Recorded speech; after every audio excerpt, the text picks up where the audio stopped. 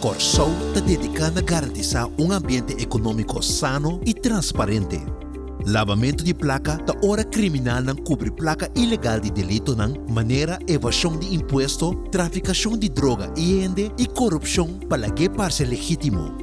Para combater lavamento de placa e contrarrestar financiamento de terrorismo, o país tenta seguir standard internacional de AML estabelecer para a Financial Action Task Force.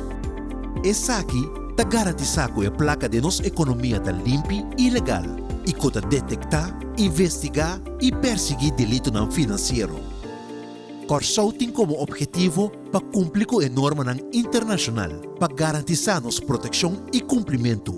Essa aqui significa que tu regulamento está vigente e implementar de forma efetiva.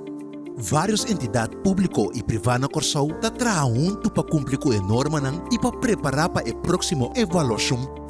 Procedura estricta de, por exemplo, banco, notário e maquilar para abrir conta, comprar caso, auto, joia, material de construção ou outra compra, turta medida de AML em prática.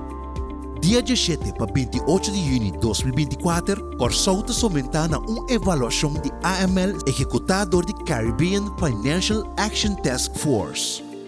Cumprimento está atrair inversão de fora e está garantizar transação fácil e segura. Falho para cumprir por aumentar gasto, daña nossa reputação, descourajar inversão de fora e complicar transação.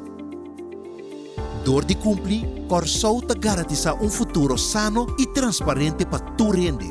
Esse é motivo para que a avaliação aqui está vital para nossa isla. Está afetando nos tour, dentro do setor, futuro sano e transparente.